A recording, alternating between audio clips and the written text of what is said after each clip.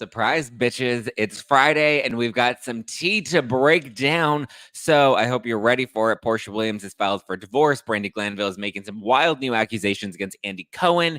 And Dorit is revealing that Kyle tried to silence her before the reunion. Let's get into it.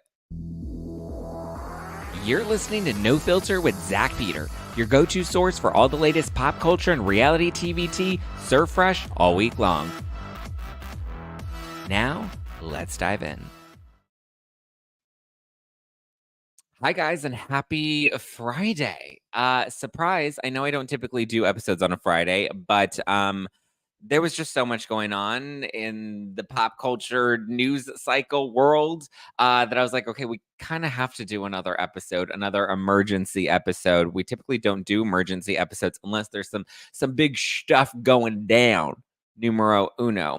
And two, I have my martini handy. My Kris Jenner martini is right here and ready. The last 24 hours have just sent my head into a fucking tailspin, and I needed to get my mind off things. So I was like, you know what? We're going to do an emergency episode today. We're going to talk about Porsha's divorce. We're going to talk about Kyle and Dorit. We're going to talk about Brandi Glanville. And yeah, I'm going to have a martini at 1:30 in the afternoon. All right. That's what we're going to do. That's how we're going to get it. I don't know if I don't think I'll pop much into the live chat today, guys. I just need to get my mind off things. This week was so long and so busy and just jammed packed nonstop back to back. And then, like I said, the last 24 hours have just been a little heavy on the brain. So let's talk about other people's lives so that I can get out of my own for an hour. Okay, where do we want to start? Should we start with Porsha? Porsha Williams. Welcome on in, welcome on in, welcome on in, everybody, and surprise. Also, if you haven't done so yet, go and listen to Disaster Daters. We have 2 new episodes that are out right now. Disaster Daters, Disaster Daters, Disaster Daters. Me and my friend Jeff Epstein have a new podcast, 6 episodes, limited series. The first 4 episodes are out right now, so go listen to Disaster Daters on your favorite podcast app, or you can watch full episodes on Spotify. You can watch it exclusively on Spotify. All right, let's talk about Porsha. Okay, Porsha just signed her contract to return for season 16 of The Real Housewives of Beverly Hills. This was the breaking news that came this morning. First thing in the morning, we get the news. Porsha is filing for divorce from her hubby, Simon Guobadia, I believe is how you pronounce it. I may be pronouncing that incorrectly, but it was reported. It was an exclusive in People this morning. They've only been married for 15 months. It's so interesting because in the People article, it reveals there's a source that's speaking to People, and the source reveals that it's unrelated to recent allegations involving Simon's past, and it has nothing to do with his citizenship, right? I call bullshit only because when Porsha Williams made her announcement that she was returning to the Real Housewives of Atlanta, remember, she was like, Porsha Williams returning to Real Housewives of Atlanta? Fake news. Porsha Guobadia, now that's more like it. So it sounded like at that moment, which was less than 2 weeks ago that we got that announcement that she was coming back. So less than 2 weeks ago, the issues were not so overwhelming that she wanted to leave that she, was clearly still willing to work on the marriage and be happy and married with Simon. We also saw she was on a car boat in the ocean. She was driving this car on the ocean. Money, right? Money, money, money. Then the allegations come out against Simon, or not allegations, but this, I guess it is alleged because we haven't confirmed that this is the same Simon, but there is a man named Simon that has committed lots of fraud in his past. I believe he was also arrested for unlawful possession of a car that wasn't his. And so he's originally from Nigeria, and he's been trying to gain his citizenship here in the U.S. and keeps getting denied because of all of these, fraud charges against him throughout the years, right? And so he keeps getting denied. His case keeps getting dismissed. I guess he was trying to apply again more recently. He's come over here on like work visas and whatnot, allegedly, because again, we don't know if this is the same person. It's just somebody that happens to have the same name and is possibly Porsha's husband, soon to be ex-husband. But so now that this criminal past has come to light, and now that we do see that there is an issue with his citizenship, or his nationalization status, now we're seeing Porsha is dipping out. This source claims that this has nothing to do with his criminal past or any of those charges or that drama, but it kind of sounds like it is, right? If they're in a great place and everything's great and, hunky dory, then like, why divorce him now? You seem like you were in a great place. You were so happy. He was so wealthy and things were so good. And now, I mean, I guess now we know why she's coming back to Real Housewives of Atlanta. She's going to need that paycheck. I mean, I don't know what their prenup situation looks like, if they have one, or how, detailed it is, and what type of settlement she may get, alimony, etc., spousal support. But it seems like she's gonna need that check, and she's also gonna need an opportunity to tell her side of the story. I believe Simon posted on his Instagram, like, he's out golfing and he's living life, and so he's seemingly unfazed by the news, but he also seems to be unfazed about the reality of being deported. So, I mean, clearly a man that lives in delusion. Very interesting. Remember, we were all like, as the news was coming out, we're like, "Ooh, what's Porsha gonna do? And Kenya better be ready, and she better put her detective hat on." And Portia's probably like, "Listen, I am not about to get involved in mess." She's like, "I don't want to be part of a Girardi scandal." And here we are. Dun dun dun. So, do we believe? I guess this is the question of the day. Happy Friday. Do we believe that she just became aware of his criminal past, and do we believe that that is possibly why she is leaving him? Because I believe that that is exactly what's happening. I think she didn't know about any of this. They've only been married for what, 15 months.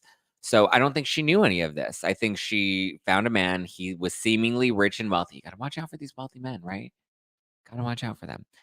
Seemingly rich and wealthy, and why would she question any of it? I think now we kind of are really starting to have to question a lot of these things. We learned from Erica. We're learning from Porsha. We've just like, this tale has been told so many times at this point that like, you gotta ask questions. But it seems like Porsha, the second she found out, she's like, "I'm out, peace." So I do think that the news that has come to light recently is exactly why she is not returning, or she is not continuing to stay married to this man. She's like, "I'm done. I'm out." Um, she bought into it, and now she's buying out of it. So, mm, mm, mm, mm, mm. So now we're gonna have what?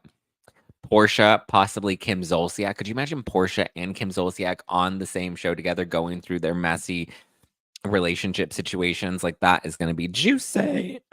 And we have Kenya, who's going to be stirring up some mess. I don't think they'll give Kim Zolciak a full-time contract. I think we'll see Porsha full-time, Kenya full-time, maybe Phaedra and Kim. Sheree, I'm sure, will come back full-time. And then we're going to have probably like 3 newbies. And we'll see where it goes from there. But unfortunate news, she's no longer Porsha Guabadia anymore. Now she's back to being Porsha Williams. Mess. Okay, let's talk about Brandi Glanville, because this has gotten the internet fired up. And I'm just going to preface it by saying I think the flames are being fanned a little too high. TBH. So it came out in, I believe, page 6 that Brandi Glanville is accusing Andy Cohen of sexual harassment. She claims that there was a video that Andy sent her while he was drunk, and he wanted to FaceTime her and have her watch him have sex with another Bravo star, and say that, "Oh, thinking of you," like, having sex with this Bravo star, but thinking of you, basically. That's kind of the sum of the accusations, is that he sent her this video and wanted to FaceTime her so she can watch him have sex with somebody, right? Well, Andy Cohen has come out, and it has since been revealed that the person that he was in this video with, that he was going to show Brandi he was gonna have sex with, this person is none other than Kate Chastain, star of The Traitors, a star of, Below Deck. So Andy responded because the headline was Brandi Glanville accuses inebriated Andy Cohen of sexual harassment, inviting him to watch him have sex with the Bravo star. Like I said, we now know that the Bravo star is Kate Chastain. Andy then issued a response via the Twitter, and he said, "The video shows Kate Chastain and I very clearly joking to Brandi. It was absolutely meant in jest, and Brandi's response clearly communicated she was in on the joke. That said, it was totally inappropriate, and I apologize." Yeah, it was an inappropriate joke. I think Andy's issue is that he becomes friends with these housewives, and it's all good and games until somebody wants to scream harassment, right? Do I believe that Brandi feels sexually harassed by Andy Cohen? No, absolutely not. I believe that this is Brandi, one, looking for a cash shakedown. I think she wants the network to pay her out because they didn't end up airing Morocco, and her reputation has been hurt as a result of that. So I think she's looking for some money, number one. And number two, I think she's trying to point out, I don't know if it's the double standards. Like she's trying to show that like anybody can claim anything when it's seemingly innocuous and also seemingly reciprocated, right? Like Brandi and Andy had this playful relationship where sex was just something that they openly, were comfortable with. Their sexuality was comfortable. Do I believe that Andy Cohen was really trying to fuck Kate Chastain and think that it was Brandi Glanville? No, Andy Cohen is a gay man. He identifies as a gay man, and he's repeatedly said that he's a gold star gay, meaning he's never had sex with a woman, and I don't think has any desire to have sex with a woman. But when we get into this PC world where everything can be misconstrued or taken out of context, I was just on the phone with a friend this morning who was telling me that he had somebody else that was pumping him up to be like, you have a sexual harassment lawsuit. Like if this person pisses you off enough, then you can basically sue them for sexual harassment. And he was like, I don't want to sue this person for sexual harassment.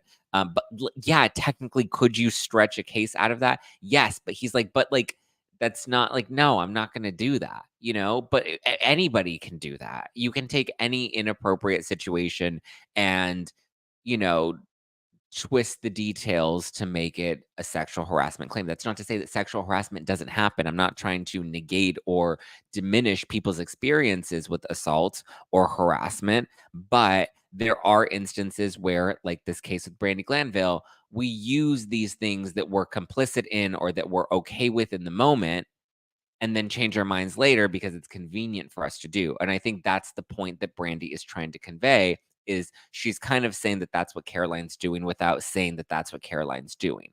That Caroline was complicit and that Caroline was, indeed engaging in this behavior with Brandi when they were filming Ultimate Girls Trip Morocco. And then suddenly, when it was time or convenient for Caroline to flip that narrative, she did.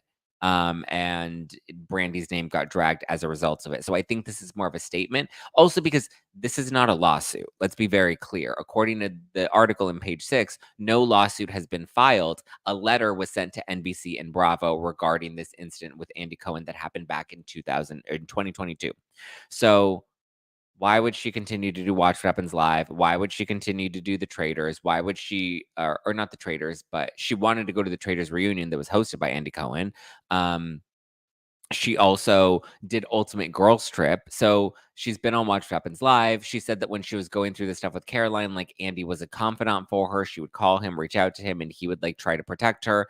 And so I think, again, this is more of a statement. I don't think she feels sexually harassed. That's not me trying to, diminish somebody's trauma. Come on. Brandi Glanville does not feel like Andy Cohen was genuinely wanting to have sex with somebody else and think that it was her. Like, just put those cards on the table and let's call a spade a spade, you know?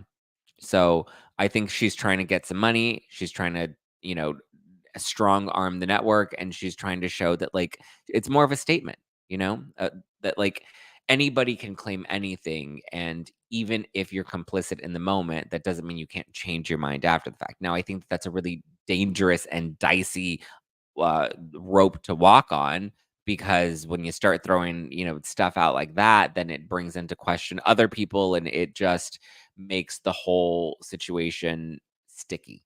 when it comes to sexual assault and your employers. Like, was Andy Cohen an employer? Sure. Did he have the sole power to hire or fire Brandi Glanville? No, he does not have the sole power to hire or fire Brandi Glanville. There are multiple people that go into these decisions. So he was not the one. Everyone think, oh, well, Andy's her boss.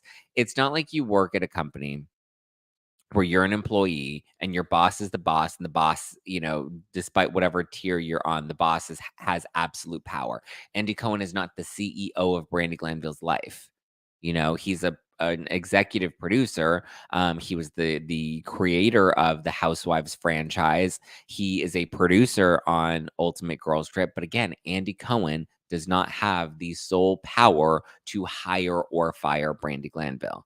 So we have to realize this is a statement that Brandy's trying to make. And I don't disagree with this statement, right? If the network's not going to protect her and they're going to let her reputation get dragged as a result of this Caroline Manzo stuff, and she's very firmly believes in her innocence, then I understand why she's doing this. I think that this burns her relationship with the network, though, altogether. And I don't think she will ever be hired on television again after this. If anything, this makes her look like a disgruntled former employee, and it doesn't look good for her at all. But I also think Bravo's taken many missteps with a lot of their talent at this point that has put them in these situations. And how they're going to navigate out of that, I don't know. I don't think Andy Cohen is scared, though. I don't think he's worried. Like he said, he has text messages with Brandi responding to him. Some loser on Twitter was like, well, of course Brandy's going to respond and pretend it was a joke. Like she felt like her job was threatened. Come on, guys. Like, come on. Let's not read more into this than what it is. It's a bold statement, and it's a way to strong arm the network. And I think more than she's looking for a payday from them or hoping for a settlement. Again, there's no lawsuit. It was a letter that was sent to them. I believe it was a letter of intent. Like, hey, by the way, this is what my client is claiming. We're thinking of suing. Usually when you send a letter of intent, you either you want it's a tactic, it's a scare tactic. It's similar to a cease and desist, right? Like, I've always been very clear, like, cease and desist are not as scary as people make them out to be. It just means, hey, cease what you're doing and desist it, right? Stop what you're doing and don't continue this behavior moving forward. Because if you do, then I may sue you. So yeah, that's where it's at. That's the Brandi Glanville allegation against Andy Cohen. I feel bad for Kate Chastain because now Kate Chastain's kind of in the middle of all of this, um, which is unfortunate because I think Brandi likes Kate. I don't, which I think is why Brandi didn't name Kate in this letter. Andy Cohen's the one that named Kate in his response to this letter. But it's interesting. He issued a statement very quickly. It didn't seem to be very PR-y. It seemed like he wrote it himself, like just the casual nature of it. It didn't feel like a Tom Sandoval statement apology. It felt like he's like, listen, it was a joke. It was inappropriate. I'm sorry that it was inappropriate. Clearly he's understanding the need for boundaries. But I mean, going after Andy Cohen is a bold move. But this is not the Andy Cohen takedown era that people think that it is. Again, it's not a lawsuit. It's a letter of intent. Caroline Manzo filed a lawsuit, and that's one thing. I don't think we got her letter leaked to the press. Brandi Glanville's letter was intentionally sent to Page Six, who we know she's talked to in the past. So, yeah, the PR spin. She wants to give them hell for the hell that they've given her. And listen, I'm not mad at her for that. I think they've really left her out to dry. That said, oh, what is this? Breaking news. Breaking news. Vicky Gunvalson returns to the Real Housewives of Orange County on Thursday. This coming from Queens of Bravo. On Thursday, Shannon invited her to a group scene in hopes of a Tres Amigas reconciliation, but it led to an explosive feud. Oh, so it doesn't look like she's coming back full time. Sounds like it's a friend of, or she definitely made a cameo. Interesting. Well, there's your other bit of breaking news. Damn, that's three things. We had Porsha Williams, we had Brandi Glanville, now we have this Vicky Gunvalson news, and we're going to get into the Dorit and Kyle of it all in the new clip that was released for next week's trailer. But first, just wanted to tell everybody, your pet is one of a kind. So's their journey. While every playful moment is a memory in the making, sometimes our cats and dogs are a little too good at getting in trouble. And that's why you should check out ASPCA Pet Health Insurance. The ASPCA Pet Health Insurance Program offers customizable accident and illness plans, making it easier for pet parents like you to help your pet get the care that they may need. They allow you to customize your plan, helping ensure that your pet's plan is as unique as they are because vet bills can really add up, especially when you're least expecting it. It's simple. Use their app to submit a claim, and you'll receive reimbursement for eligible vet bills directly into your bank account. To explore coverage, visit aspcapetinsurance.com/nofilter. That's aspcapetinsurance.com/nofilter. Again, that's aspcapetinsurance.com/no filter. This is a paid advertisement. Insurance is underwritten by either Independence American Insurance Company or United States Fire Insurance Company and produced by PTZ Insurance Agency Limited. The ASPCA is not an insurer and is not engaged in the business of insurance. Also, while we're thinking of the health of our pets and the well being of our pets, you want to think of your own health and well being, right? Ready to cut out the mess of DIY meal prep or want to start eating healthier without having the guesswork? Factor's delicious, ready to eat meals make eating better every day easy. Wherever tomorrow takes you, be ready with pre prepared, chef crafted, and dietitian approved meals delivered right to your door. You'll have over 35 different options a week to choose from, including keto, calorie smart, vegan and veggie, and more. And there's more to enjoy with over 55 nutritious packed add ons that help you make your weekly meal planning even more delicious. So, what are you waiting for? Get started today and have a feel good week of meals ready to go. Get as much or as little as you need by choosing 6 to 8 meals per week. Plus, you can pause or reschedule your deliveries at any time. Factor meals are 100% ready to heat and eat, so there's no prepping, cooking, or cleanup required. Head to factormeals.com/nofilter50 and use code nofilter50. That's nofilter50, nofilter50 to get 50% off. That's code nofilter50 at factormeals.com/nofilter50.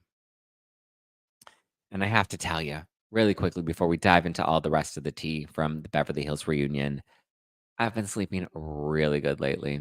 Ball and Branch makes the softest, most luxurious sheets without any toxins or harsh chemicals. I got some, and they're so delicious to sleep on. Like you, your partner, your pets, whoever you're sharing your bed with these days, they're going to love them. They use the rarest 100% organic cotton that's traceable from family farm to your family home. Ball and brand sheets have a natural, unmatched softness and get softer with every wash. You can feel the difference with their 30-night worry-free guarantee. Listen, you'll sleep better at night with the softest sheets from Ball and Branch. Get 20% off your first order when you use promo code ZACK. That's ZACK, ZACK, ZACK at ballandbranch.com. Ball is spelled BOLL, BOLL. So that's BOLL and branch.com. BOLLANDBRANCH.com. Promo code ZACK. Limited time only. Exclusions apply. See site for details. Okay, let's talk about the Beverly Hills reunion. Beverly Hills. That's where I want to be. So, in a new clip that came out this morning, we see Dorit talking to Erica. And Dorit's like, I'm ready for today, but I'm nervous because my friendship with Kyle's not in a great place. And then I get this long text message from her, and it seems like she's trying to silence me, right? And then and she shows Erica the text message, and Erica's like, my God, this is like a whole novel. Sorry, let me take a sip of my martini before we read all of this. Like Chris Jenner with my martini mode. Listen, I'm up at 4. Somebody told me that. Oh, TK, because I just did Taylor King's podcast, TK's Juicy Bowls. Her podcast is called Making Moves. We make money moves. She's also on Disaster Daters this week. So you should definitely tune into Disaster Daters this week because it's really funny. But she told me, I think she was the one that told me, she's like, you're like Chris Jenner. You're like up at 4:30. You're working. You're doing the damn thing. You have a martini by the end of the night. And I'm like, baby, that's right.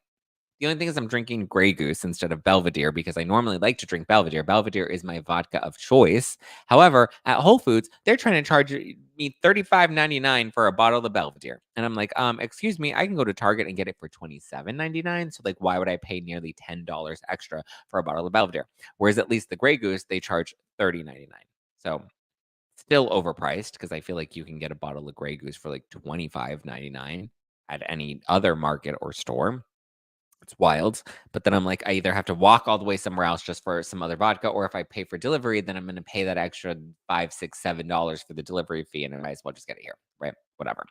But so Dorit shows Erica the text message, and so we don't see the full text message because it kind of like highlights certain bits of it. But I tried to get screenshots of the text message, and I'm hoping we can read through it and get as much of it as we can, but it's really fucking long. If you see, it's like it really is a full novel, which, oof, baby, baby, ooh, baby, baby, baby, baby. Okay. So it says from Kyle to Dorit. Hi, I've been trying to reach out because I know we're in a weird place and it really bothers me. So Dorit tells Kyle that this text message feels a little weird because of the timing. She's like, well, I haven't heard from Kyle for months. And then suddenly it's the day before the reunion. And now she wants to text me and say that we'll have a conversation, but we'll talk about our friendship after the reunion. Again, a little sus. And Erica reads the text message and she's like, if I received that text message, I would feel manipulated, right? So Kyle says, hi, I've been trying to reach out because I know we are in a weird place and it really bothers me. And it's not even on the show. I wanted to explain where I am at and why I have been distant, but my hands were tied. Ooh.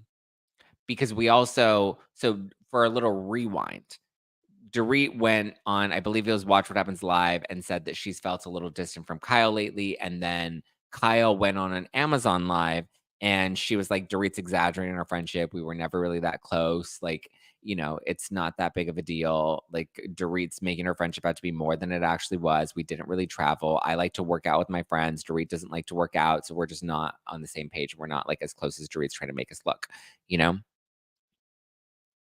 So now she's saying I wanted to explain where I'm at and why I've been distant, but my hands were tied. Of course, some interview comments hurt my feelings and created more issues for me, but I'm used to that and could get past it in time. I also reminded myself that you didn't know what I was going through with Mo at the time for most of these remarks. Okay. Um And then Erica kind of scrolls through, so we don't see a lot of the other text message. But then she says something about being depressed. It kind of gets cut off. And then she says, I've spent 30 years with Mo, married 28, and I have no idea how to live without him or how to navigate through life on my own. I have so much on my plate for tomorrow, meaning the reunion. And I know you do too. I love you, PK, and the kids so much. I don't want to lose someone in my life over a TV show. They don't even know we are going through a hard time, so I don't see the need to bring it up there. I'm assuming go they don't know that Kyle and Dorit are going through a hard time or Kyle and Mo are going through a hard time. That's unclear. I should have said something sooner, but I honestly haven't been strong enough. But relationships and you are important to me more than Real Housewives of Beverly Hills. Then we keep scrolling. But then I heard some things that you had said about me off camera, and that hurt me deeply. Again, there may be chunks of this that are missing because the scroll was so fast that I wasn't able to screenshot everything. But then I heard some things that you, Dorit, said about me off camera that hurt me deeply, and I wasn't even able to say what I heard or from whom. It was one of those things where I wish I just didn't know at all because I wasn't able to share, and yet I was left hurt and couldn't even try to work it through with you. And I know that you will be frustrated, and I want you want to know what and who called it. But I can't. It's frustrating to me as it will be to you. Trust me. So she's saying that there is somebody Kyle is saying that someone told Kyle that Dorit was talking about Kyle and she can't reveal who that was or why, even though this isn't happening on camera. So it's very interesting as to who this person could possibly be and why Kyle can't reveal this to Dorit. I've gone through such a hard time, Dorit. I've been in so much pain and I can't tell you. Never have I felt so low. And I know you are also going through a hard time. Um, let's see. And then we get to the end. Again, there are pieces of it missing, but then she ends with saying, "But relationships and you are more important to me than Real Housewives of Beverly Hills. I don't feel like bringing it up. I don't feel like bringing it up for at our expense, especially when we have enough battles to handle as it is. Anyway, I would like to sit down and talk tomorrow after we get through tomorrow. Maybe have lunch or dinner when you can.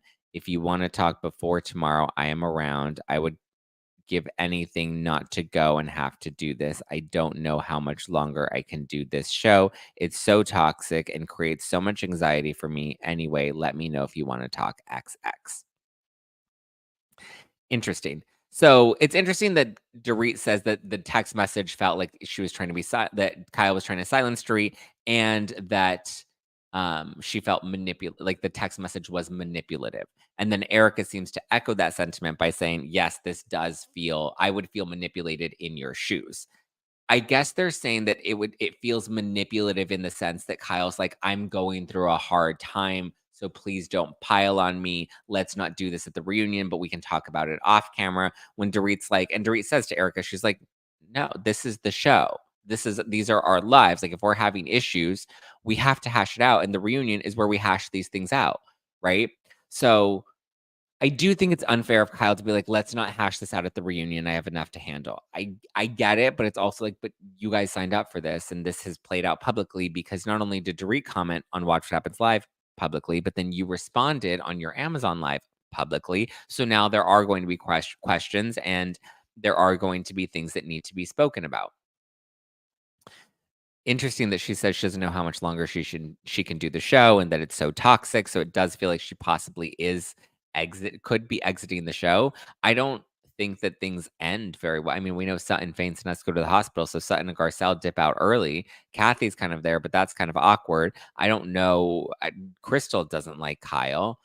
We have Anne Marie, but I don't even know if they're going to bring Anne Marie back. So Kyle's only ally is Erica, and I just feel like Kyle doesn't have close relationships with anybody else on the show.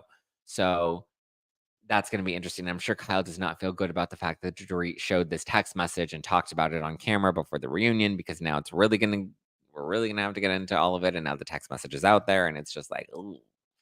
So yeah, interesting. We'll have to wait and see what the reunion brings. I hear it's not as juicy as I think we're hoping that the trailer didn't look bad, so it seems fine. Hopefully, the editing is good enough to make it interesting, and maybe we get like 2 solid parts. I'm, again, not expecting it to be amazing, but 2 solid parts I think would be perfecto. Okay, and that's all the tea that we've got. We talked about Porsha. We talked about Brandi and Andy. We talked about Dorit. We talked about Vicky Gunvalson making a return to OC. That was breaking news that just came in live. Yeah, I guess that's all we got. This was a good, fun emergency podcast episode. Sorry I'm not in the live chat today, guys. We are streaming this live. I just can't do the live chat today. Like I said, the past 24 hours have just been had a lot to think about and a lot to kind of process and a lot to prepare for. And after how long and exhausting that, like I was going to bed late because I was working so late, and then I was still up at 4:30, still going to the gym first thing in the morning, and then taping the show, taping other people's shows. It was just a long and exhausting week that yesterday I was just kind of done and tapped out, and yesterday ended very strange for me. But yeah, I'm probably gonna try to take the weekend and just, I mean, listen, I always kinda say that and then end up popping into social media anyway, but, if you don't really hear from me this weekend, I'm just living life right now, and I'm spending time with my family tonight, and I'm just doing me. But I hope you enjoyed this little bonus episode that we got in. It as an emergency episode. This is going on the podcast, so there is the members only this week as well. So listen, we're putting all the content. I just felt like we couldn't wait. One, I needed the distraction, and two, I just felt like we couldn't wait until Monday to get into all this. Like by that point, the news cycle would have been dead. But I love you guys. I appreciate you guys. I hope you have a wonderful weekend. Yeah, enjoy yourself. Have fun. Have a martini. Listen, it is 2 o'clock in the afternoon, and I'm sipping my martini, my vodka martini. 'Cause Lord knows I need it today. But have a wonderful weekend. I love you guys. I love that I get to spend nearly every day with you here live. You keep me going. So on weird days like this, I can pop in here and just spill some tea and vibe with you and enjoy the rest of you know, the rest of usually my mornings, but today afternoon. But yeah, be sure to catch Disaster Daters. The first 4 of 6 episodes are out right now. You can watch it exclusively on Spotify, or you can listen to it on your favorite podcast app and listen to No Filter every day, Monday through Thursday, Monday, Tuesday, Wednesday, Thursday. Next week, I'm going to be on Kempire's YouTube channel, so stay tuned for that. Yeah, and thank you for all the love from the Jeff Lewis live appearance. Like that was so much fun, and I'm, grateful that I have all these fun and exciting opportunities, and that's what I need to stay focused on is all the time. All right, guys, I love you. I appreciate you. Ciao for now.